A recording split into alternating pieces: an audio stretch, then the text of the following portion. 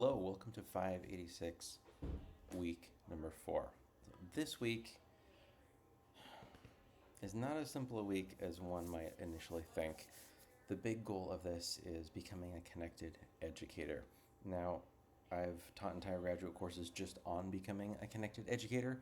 We're doing it in 1 week, and this is an interesting time in social media history to be doing this assignment in week 4 and to be having, I was going to say conversation, but that implies there's kind of a back and forth. Maybe I'll pause and ask what you think. To have this conversation about being a connected educator. So the idea, I think, really spawns off of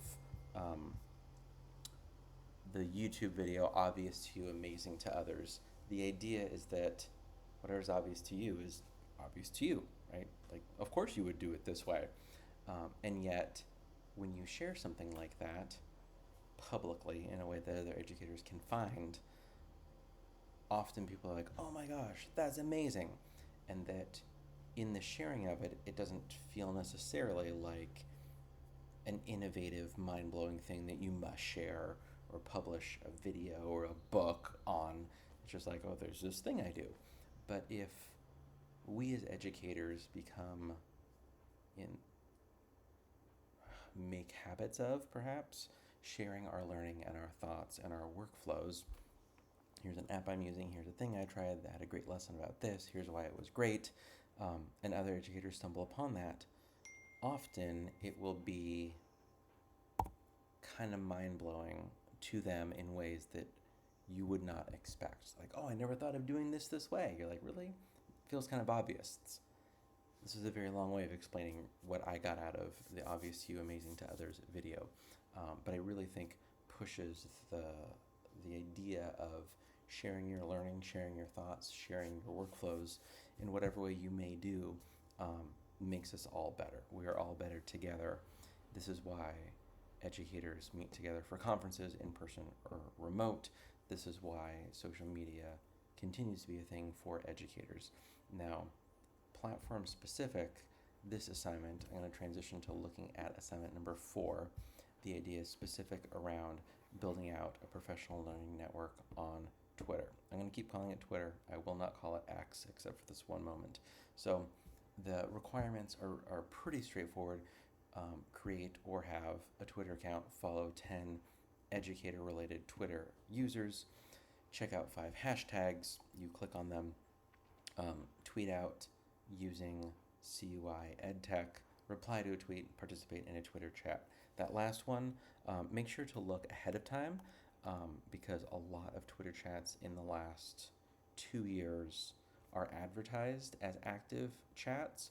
We're meeting Wednesday at 8 p.m. California time, and they have been abandoned because it's an awkward time with social media where it used to be where you would share a thing, a lot of educators would reply genuinely and say, thank you so much for sharing. Here's what I'm doing. That's a great resource.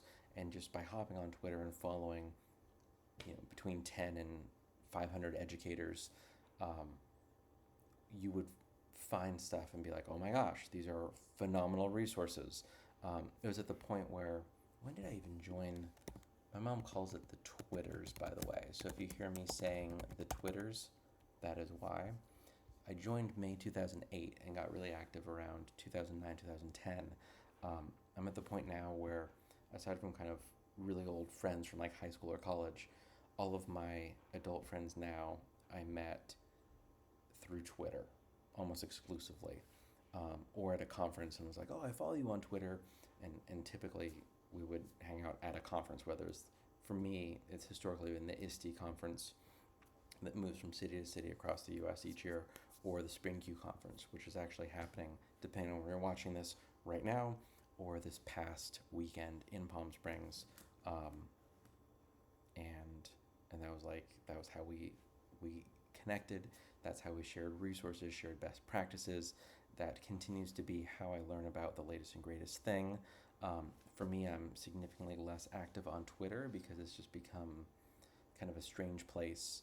I think if we just kind of name it, like when Elon Musk purchased Twitter, it really shifted what a lot of educators can see and what shows up in their feed. And a lot of educators that were in it really for the right reasons. If I want to be a connected educator, or like this, I'm kind of over it. The people that remain either continue to kind of find each other and get great resources, or they're there to kind of market their own thing. Follow me on Teachers Pay Teachers, hire me for your keynote. It's a lot of that kind of spammy stuff that I tend to see. So for me, I've taken a lot of those friends and it's moved to just kind of not so much group chats, but just like direct messages like on Instagram, or just texting each other. This is me texting, or like random things, like there's an active group on Voxer where there's about 6 of us that all found each other initially through Twitter, and amazing people, like all kinds of like teachers of the year of this, that, and the other, keynoting at the ISTE conference. That's like a 20,000 person conference, and we all just kind of hang out on Voxer, which is like a group chat, but it's with your voice, so it's like a group audio only chat. And that's where I found out about things like just a week ago, Josh, who was just a great dude, but also happened to be like the Illinois Teacher of the Year a while back. He's keynoted the ISTE conference, was talking about a 3D printer that actually works and actually doesn't break and actually prints pretty quickly. And he's like, yeah, it's the Bamboo, this or that.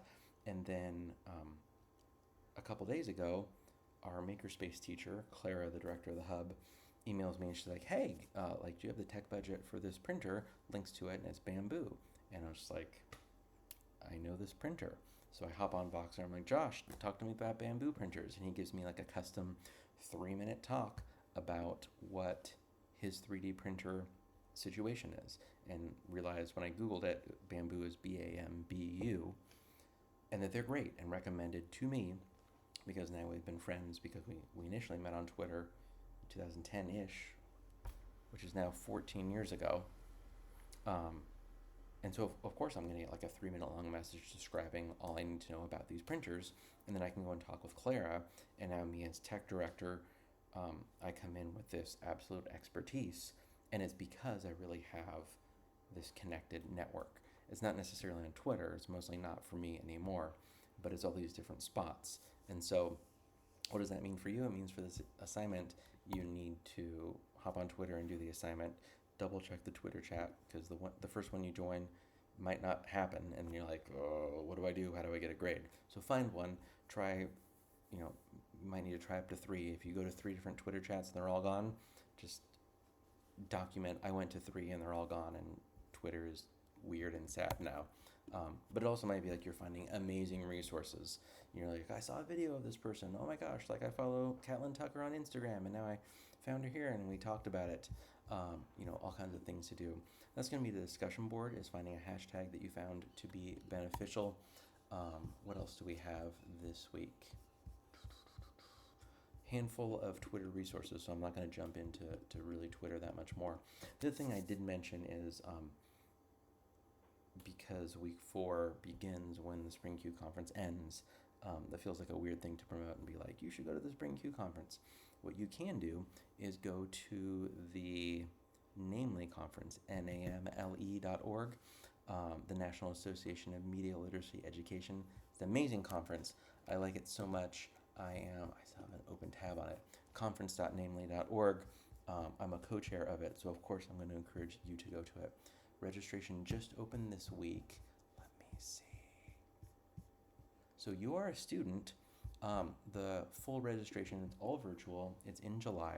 There's no pressure or requirement to join at all, but it's amazing. There are phenomenal, brilliant educators presenting. I reviewed actually all of the submissions. That's part of my role as co-chair, and it's going to be a really good conference. It's all virtual to be more inclusive for those that can't travel for a number of reasons. Family, being a caregiver that has kids, having any sort of immunocompromised family member, many reasons why you might not be able to go to a conference. So it's all virtual, middle of July. And here's what I love. Here's what I'm so proud of, and here's why. This is my second year co-chairing this conference. Registration is $150. 2 things about that. For a conference, That's actually really, really cheap. That's about 30% of what you would expect to pay. But if you are a student and you are student registration, do you have a guess? $25. Oh, yes, yes, we did it. If you are a student and you are $25 to attend, not $150, not $600. I mean, it's still a chunk of change, but yeah, I mean, if you go to In-N-Out and get two number ones, that's $25 now. We were there for my youngest's ninth birthday yesterday.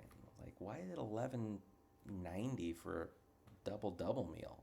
What's that about? I thought it was gonna be like $6. It's no longer those days. Anyway, it's a great way to be a connected educator, to find people that are sharing how we create and consume media, how we should teach students to create and consume media. It's a good group of people. It's not often you hear about, namely in the K-12 space, and I'm working to help make a difference in that. So check that out, particularly if you're on Twitter and you're like, this is a little bit weird. So I think, where did my tab go? I think that's what this week is about. We talked about the discussion board, the assignment, being a connected educator. If you have any questions, please reach out. Otherwise, happy week for everybody.